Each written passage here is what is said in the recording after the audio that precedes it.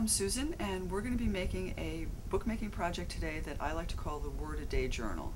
And I came up with this idea because I love the idea of writing something, making some kind of notation for every day of a year. And I've never been able to see it through. January usually works well, and then it kind of fizzles in February, March, and by April I'm not keeping a journal anymore. So I thought, what could I do to make that I would stick with it, and I decided that if I wrote a word a day, that's all I had to do was just come up with one word a day, that maybe I'd have a chance to do it. So what I designed was a little box that when you open it up, there is a book for each month. And it's a small book so that there is just room for one word for each day. This is something I do a lot of work with children. This is a project that I probably would not do. I kind of definitely wouldn't do in a classroom, and I might do with kids at home.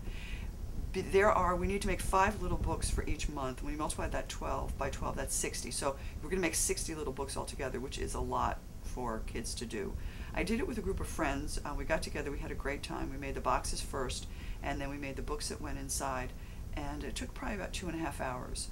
But what I find works well is if you make the box first, and then just at your leisure make the books and fill them in until you've got your year's worth.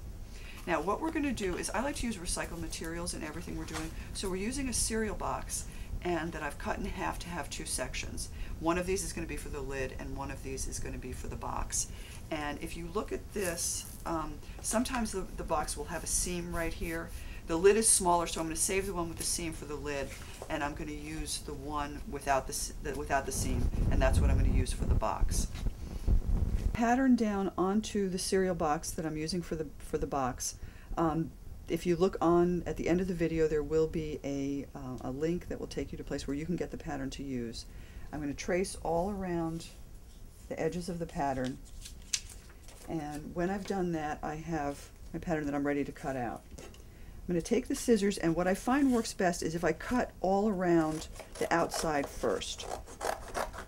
So rather than cut in and out of the little in and out parts, I'm going to cut around the outside first.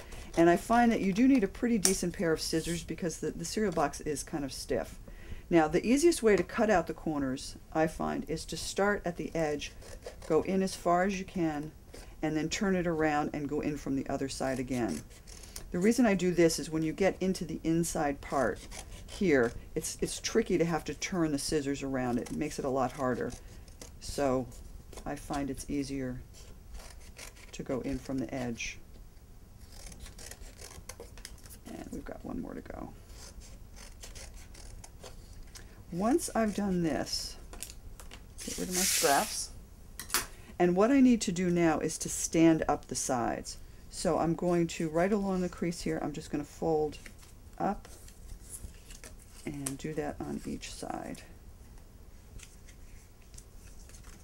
And one of the things, it's nice to, I don't worry if everything's not absolutely perfect. I just don't let it bother me at all.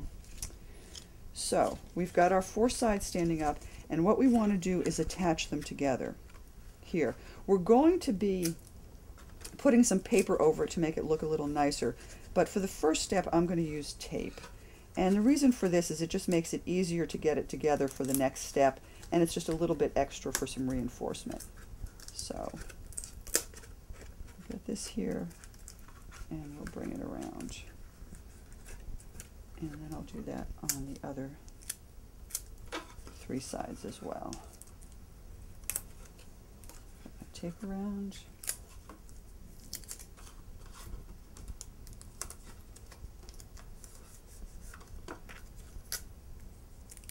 And the 4th side. Now, what I'm going to do here is I want to have the paper go over it. And I've cut strips that are 1 inch wide and the height of the box, which is actually 2.5 inches. In order to make it easier to do the gluing, I'm going to take this and I'm going to fold it in half the long way, so that it's long and skinny. And what this does is when I go to do the gluing, it's going to be able to let me easily line that up here, and it's going to make that step a little bit easier. Now, I like to use glue stick when I glue things, and I like to use scrap paper.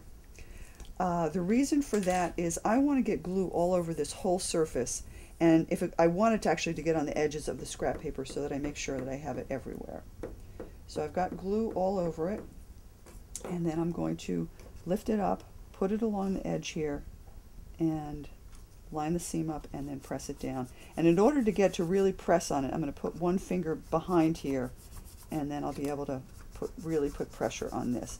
And then I'll go ahead and do that to the other 4 sides, and then I'll make the lid. Now, one of the things about the scrap paper is I've got glue on here, and I don't want to stick other things to it. So before I move on, I'm actually going to take this and fold it in half so that the glue is on the inside and it's not going to stick to anything else.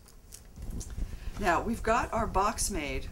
We're going to go ahead and make a lid to go with it, and then we're going to start on the books that go inside. For the books, what we're using are what I like to use is copy paper that has writing on one side. So I save anything that I produce from the printer. If you know somebody that works in an office, or you work in an office, you can collect paper there, at a school. I've taken a full sheet of copy paper, cut it in half so that I have 2 separate pieces. So you're going to need altogether 30 full sheets of paper, which are going to give you 60 smaller sheets, 1 for each book. I'm going to start, I like to call this book the Hot Dog Booklet, because the first fold that we're going to make is a fold that's long and skinny like a hot dog.